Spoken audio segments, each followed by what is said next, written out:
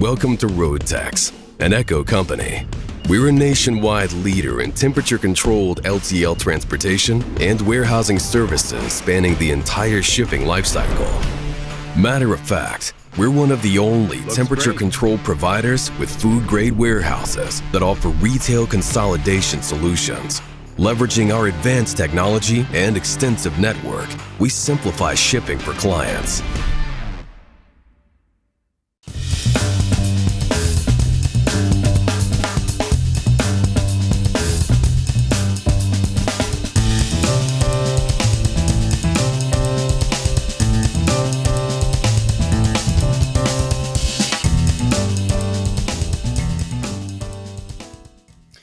Welcome to the Stockout. This is your show at FreightWaves for all things related to the CPG and retail industry.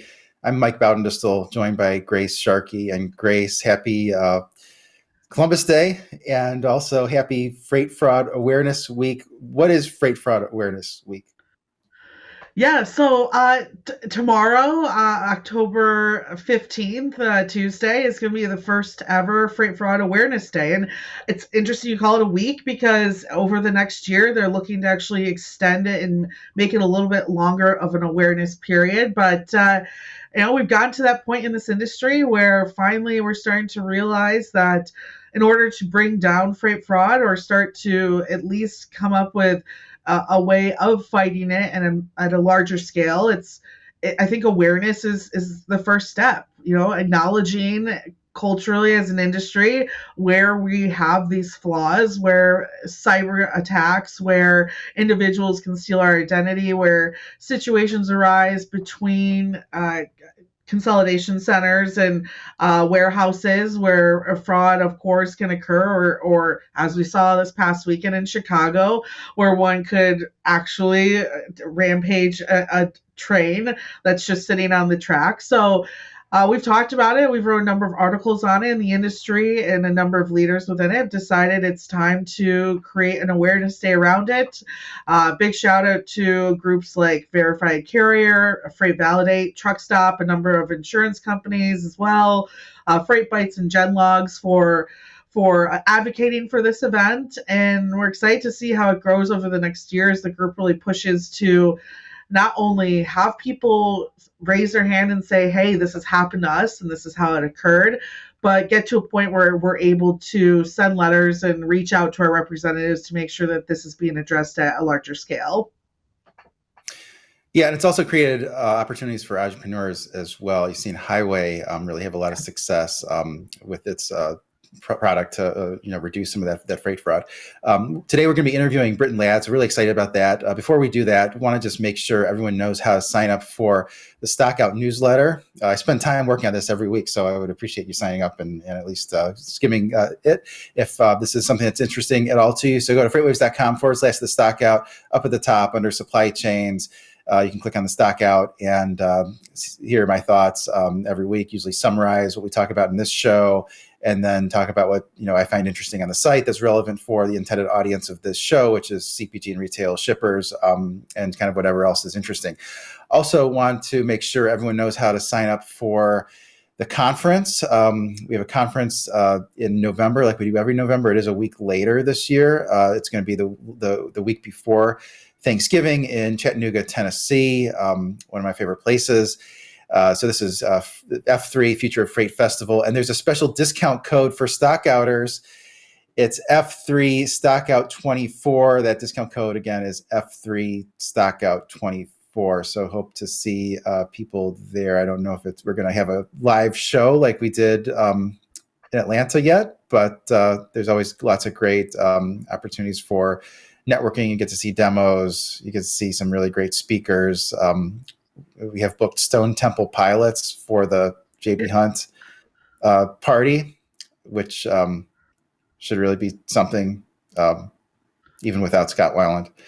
So with that, as soon as this B-roll concludes, that was a long B-roll, I'll turn it over to you to intro the guest. Yeah, I'm very excited to have this individual back on, because this is actually one of our most popular episodes the last time that we had him on as well. And He's known for, and we'll actually get into it here in a second, bringing some really interesting takes on the industry as well. Brittain Ladd, consultant in the industry, thank you for joining us once again this wonderful Monday. Thank you. I always like to be here. You know that. And we always have good conversations. So I'm happy to be back.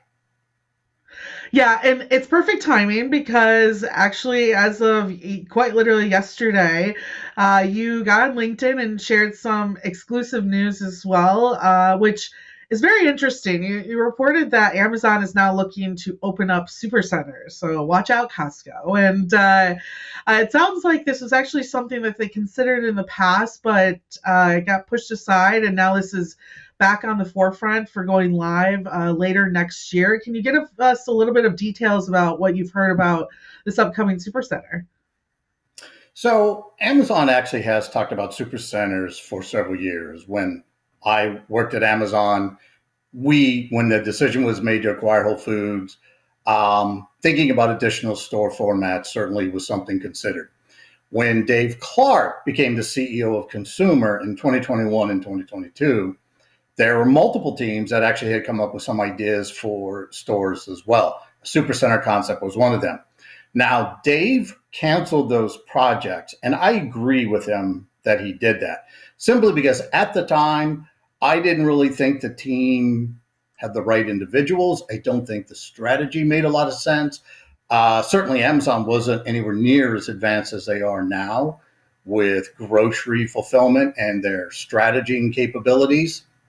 And so I think now is a good time for Amazon to pursue at least opening one supercenter, test it, see how well it operates, see what they can learn from it. But basically, the average supercenter is right around 187,000 square feet. They can be much larger. They can be over 250,000 square feet, 300,000 square feet. The one that Amazon is wanting to build is over 200,000 square feet based on some of the designs I've seen. If you go to my LinkedIn post, you actually can see a design I created. It's just something I drew out when I was part of a discussion on the topic. But what it shows is that a supercenter would be, imagine combining a Costco, full-size supermarket, a commercial kitchen, then you'd have the ability to do 24-hour, 7-day-a-week online fulfillment of groceries and other items. Maybe in the store, there'd be a section for electronics. There'd be an AR/VR booth for trying on clothes virtually. And then what I had just put in my design is I said, you know what, I think it'd be interesting if Amazon would invite in some major brands and rotate them, and they would basically have store within a store as well. Again, that's just my idea. I don't know if Amazon will do it. But it's a really interesting concept. We know for a fact that 36 years ago, Walmart made the decision to open up supercenters. And that changed the future of Walmart. And it made Walmart what it is today, the largest grocery retailer. So what we know for a fact is that, and as I write in the article that I attached to the post, Walmart is truly the leader in groceries. Amazon is significantly at a disadvantage when it comes to groceries because they don't have enough stores. So my argument is that Amazon absolutely should open up a supercenter, but I also believe that Amazon needs to become much more aggressive and also acquire the retailer Publix based in Florida. Now, some people say, well, Publix is an ESOP, employee stock ownership plan company, and they can't be acquired. That's 100% false. I've spoken with executives at Publix. I've spoken to one of their banks, Wells Fargo, and this is just stuff I do on my own. I just basically reached out to them, said, you know what, I think Amazon should acquire you. If Amazon reaches out, I would strongly advise you to embrace a discussion with Amazon about being acquired. And the reception, frankly, was very positive. I don't know if Amazon will acquire them, but I certainly think they should pursue doing so. Yeah, that's really interesting that they would have a bigger presence in grocery. But when you think about this proposed sort of supercenter, do you think it's going to be something that only like Amazon Prime members can get into? So it's kind of like a club in that way. And do you think that's going to be heavily focused on Amazon's private label, or do you think they're going to allow CPG items in there? Well, If they did what you just described, I think it'd be a horrible idea. Frankly, it wouldn't succeed. The last thing that consumers are looking for is another warehouse club. We already have that with Costco. We have that with BJ's Wholesale. True fact, Walmart actually wanted to acquire BJ's Wholesale about 10 years ago, but the CEO of BJ said, no, we don't really want to be part of Walmart. I think it's one of the dumbest decisions any executive could have made. So as far as the Supercenter, the way that Amazon would do this, in my opinion, is number one, if you're a Prime member, you would get certain privileges. And so I think that's really what Amazon would do. They would say, let's create a Prime program or make sure that Prime members receive some type of special benefit for shopping at the Supercenter. And maybe there might be some type of a membership, but it wouldn't be, I'm a Prime member, but now to get into the Supercenter, I have to be a Prime Supercenter member, something like that. Will they have private label products only? No, this will truly be, imagine being able to go to a Costco, but now you have the Costco experience inside an Amazon Supercenter. Imagine a full-size grocery store that would sell you Coke, Tide, Pepsi, Cheetos, all of the stuff that people love. This is not going to be a Whole Foods supermarket inside a Supercenter. This will truly be a full-scale 100% supermarket where you'll be able to buy just about anything that you would want. Plus, it would be supplemented by a micro-fulfillment center. Then you'd always have the option to order things online and have them delivered. Again, this is just my opinion on what I think Amazon should do. I shared my opinion on this to certain individuals in the company, but it's really up to Amazon, or it will be up to Amazon to determine what the final model will look like. But I believe it will be very similar to what I've discussed. To bring up Whole Foods in particular, you had some thoughts on the Whole Foods strategy as well in that article. Can we get your general thoughts on Whole Foods and possibly how they could improve as well from their model that exists today? Well, so when I first made the recommendation to Amazon to acquire Whole Foods back in a research report I wrote in 2013, the argument I made to Amazon is, look, if you acquire Whole Foods, the one thing you must do is fire John Mackey. John Mackey is the founder of Whole Foods. Now, I like John Mackey. I think he's truly one of the most decent human beings on the planet. However, the challenge for Whole Foods, and the reason why John Mackey ended up selling to Amazon, is John Mackey couldn't grow Whole Foods. John Mackey couldn't increase the number of customers who wanted to shop inside of Whole Foods. And here's why. The Achilles heel of Whole Foods is that they do not sell products that have unnatural ingredients. So when you go to Whole Foods, you can buy all kinds of really strange items, olives from Tunisia, which actually I do like olives from Tunisia. But you're not going to buy Coke or Oreos or Pepsi or Cheetos or anything like that. And so what happens, and this is honestly a true number, the number came from Whole Foods and the number came from Amazon. 70% of Whole Foods customers leave the store to go complete their shopping at another retailer, and primarily they go to Walmart. Walmart is Amazon's largest competitor. Amazon owns Whole Foods. And so my argument to Amazon is that you need to assign an Amazon executive to be the CEO of Whole Foods.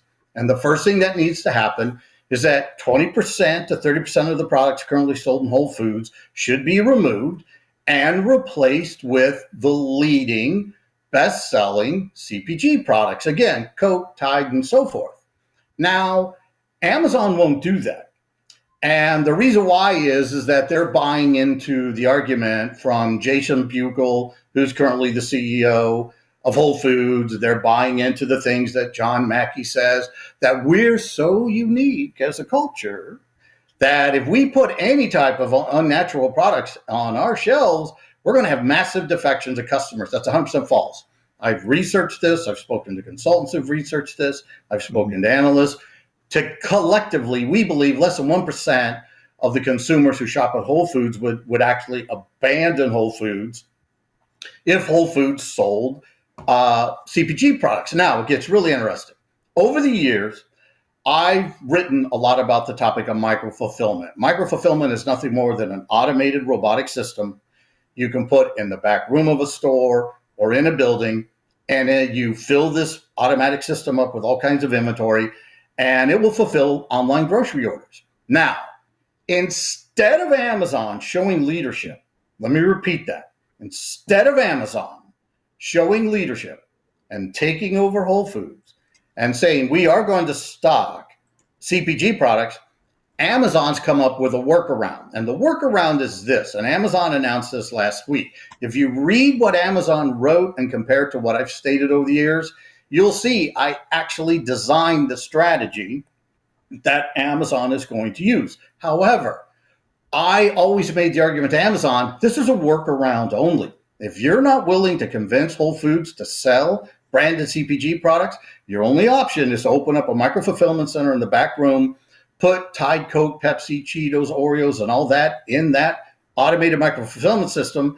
And then when the customer's in a Whole Foods store, they can buy all the stuff they like from Whole Foods, and then using an app, they can buy the branded CPG products they love. Now, here's why I don't like that. It's a charade. It's a joke. And I believe, frankly, it's an embarrassment to Amazon that they would even consider doing this. But so far, they are doing it. So what they're saying is, we see no evil, we hear no evil, we speak no evil. We're not honestly selling unnatural ingredients in Whole Foods, so our customers will be happy. But in a back room is a micro-fulfillment center that's going to cost Amazon about $5 million to install. It's from a company called Fulfill. I broke that story. I have been in contact with the team from Fulfill about everything they're doing at Amazon. Amazon didn't want to name the vendor, but because I disagree with Amazon's strategy, I named it so everyone would really see what Amazon is doing. But the challenge is Amazon is going to spend $5 million to install an MFC for no other reason than to pretend that they're not selling CPG products inside a Whole Foods store, when in all honesty, they are. It's just being sold in a different way. So my argument to Amazon, and especially Andy Jassy, is Andy Jassy needs to step up and say, time out. This makes no sense. This is a charade. We do need to simply stock these products inside Whole Foods, and that's how we will meet the needs of customers without spending $2.4 billion to install a fulfill system in all 519 Whole Foods stores. That makes a lot of sense. Yeah, I mean, even the healthiest eater I know occasionally wants a donut or a Diet Coke or something. So I agree with you there. Also want to ask you, sticking with the grocery topic, what holes do you see in Kroger's argument of its proposed acquisition of Albertsons? Well, here's the brutal truth. I'm a former consultant at Kroger. I've analyzed every aspect of the company. I actually recommended multiple strategies to Kroger. They did implement it. Some things they didn't. So first of all, I'm a fan of Kroger. I honestly have tremendous respect for them. I'm also probably their biggest critic. And here's the brutal truth. You cannot take a union company like Kroger and merge it with what most people consider to be a mediocre union company like Albertsons. So one union company merging with a mediocre union company doesn't merge and create a very competitive, much better company that will allow them to compete against the best of the best non-union grocery retailers. And the leading grocery retailers in the United States are all non-union. Amazon's non-union, Walmart's non-union, Publix is non-union, Aldi's non-union, Costco is non-union. And so there's this ridiculous idea within Kroger, and it's really being driven by, I think, very foolish consultants that I don't believe Kroger should have listened to. But the concept is we'll merge two union companies, and then we'll be able to combine all of that spend, and we'll negotiate much better prices on all of the products we sell. And we're going to lower the prices for the retailer. But here's, again, the brutal reality. 30 million people shop at Albertsons on a monthly basis. Around 11 million people shop daily at Kroger. And so when Kroger says, we're going to lower grocery prices by $1 billion, that actually comes out to just pennies in savings for the average customer. Mm-hmm. It's frankly a gimmick. And so I've stated from the beginning, I believe the possibility of the merger being approved is about 50-50. These things can go either way. I can make an argument for approving the merger. I can make an argument for not approving the merger. But what I can state is this, and I'll debate anyone on the planet on any stage. This merger will not generate the savings, the strategic value, or the value to the customer that Kroger is claiming. It simply is not going to happen. Wonderful thoughts so far, and it's interesting you're on what the truck recently as well with Dooner, and to stick to again groceries in some sense as well. You had, of course, praised Costco for the way that they manage their system retailer compared to retailers as well. Can you explain a little bit of why you love their business model so much, and maybe what retailers and other warehouse clubs in general can learn from them? Well, the reason why I'm a big fan of Costco is that their executives believe in one thing: manage intelligently. They don't come up with gimmicks. They don't try and do things that's not really something that adds value to their company or to their customers. They stay very focused on what they do best. They take care of their employees. Their employees absolutely love the company. They invest in technology, but they don't do dumb technology. So an example of dumb technology is Amazon Go. I, from the beginning, have stated to people, Amazon Go was going to fail because Amazon thought that they could create a retail model focused strictly around technology. You'll walk in the store, you grab what you want, you walk out, and you'll love it. And I said, no, it's just going to be a curiosity. And once people do it once, they'll never come back because there's nothing really that unique about the store. It's not special. People love Costco because every time they go back, they find value. Every time they go back, they're able to meet a need and they save money, but it's also a really interesting store to shop at.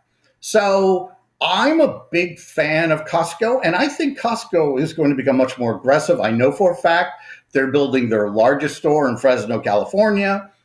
Based on sources at the company, they have about 10 very unique store concepts that they're going to experiment with.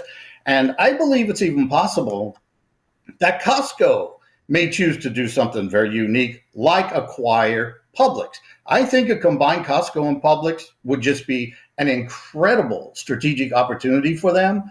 I don't know if it will happen, but it's certainly possible that it could. And so I think when you look at Costco, and a lot of people, Warren Buffett, for example, he calls Costco the perfect company. And I really believe that they are, because they do such a good job of managing all aspects of the business. They do a lot right. I still get stressed out in their parking lot, though. It's like I always take the oldest car I have access to because I'm convinced I'm going to get dinged in the parking lot. But anyway, last time we had you on the show, you said that Starbucks was in a world of hurt. They needed a new CEO. That's come to pass. Do you think they're on the right path now? Well, they certainly hired what I consider to be one of the best individuals. I had listed 3 names. One of them was Mark Lowry, who is former Walmart. He created a company called Jet.com. He has a company now called Wonder. He was my top choice to take over at Starbucks. Darren Rebelels, who is the CEO of Casey's General Stores, he was my second choice. And Brian Niccol was my third choice. Brian Niccol was hired by Starbucks. So I believe that they hired the right person, but let me be as honest as I can. Starbucks is a mess. Let me repeat that. Starbucks is a mess. They have so many things that are wrong at the company that I think the challenge for Brian is going to be, so how do I fix one area of the company without making having to make a drastic change in another area of the company? I think the thing that's going to save Starbucks is Travis Kalanick, who is the founder of Uber. Travis Kalanick started a company called City Storage Systems, and as part of that is a company called Cloud Kitchens. So what Cloud Kitchens is doing, they have partnered with Starbucks. I actually broke this story. And so Cloud Kitchens has partnered with Starbucks. They're opening up Starbucks inside Cloud Kitchen's facilities. And inside the Cloud Kitchen facility is a barista. Those baristas only focus on making to-go orders. So they're pulling from all of the Starbucks stores, all of the to-go orders. They're shifting them over to be made in these standalone Cloud Kitchen facilities. And then these facilities are within several blocks of multiple Starbucks. So when these orders are completed, they then are delivered to a location, to a Starbucks, and the customer can take it and go. So the problem with Starbucks is they're too complex, and they really don't have the same vibe that they used to. So if Brian can expand the relationship with Cloud Kitchens and really pull the complexity out of Starbucks, that's going to help. The other thing, and I think this is very interesting, the reason why I also like Brian to be chosen is it's a very interesting idea. Maybe Brian says to Chipotle, maybe we create a menu specific for the needs of Starbucks. I've been very critical of Starbucks food because I truly think it's horrible. And I think this is a tremendous opportunity for Starbucks to improve the food and therefore increase the sales. So that's what I think is going to happen. You know, Brian has a tremendous amount of work, and it's one of those things where this is not going to change overnight. I mean, this is really going to be a year or more before we really determine and can determine, has Brian made the right decisions? I believe the majority of his decisions will be correct, and therefore I think we will see some value, certainly, from Brian being the new CEO. Well, I love everything that you brought to the show today, Brittain. I mean, as someone who would love to go to Costco and also get a pub sub as well, that sounds like a wonderful afternoon for me too. Brittain, if people want to go and learn more about the work that you're doing, what's the best way to check out that from you? The easiest thing to do is just reach out to me on LinkedIn. I always connect with people. I always enjoy it when people reach out to me. I'm very open. I'm approachable, and I always enjoy speaking with different people. And again, I truly love it when you have me on the show. I think the world of both of you, and I always think you do a great job. Thanks so much. Same to you. Yeah, thank you so much. And of course, for everyone out there, we got 1 month until F3. Head to live.freightwaves.com to get tickets for that. And remember to use your Stockout code that you can get in our newsletter as well. Until then, we'll talk to you all next week.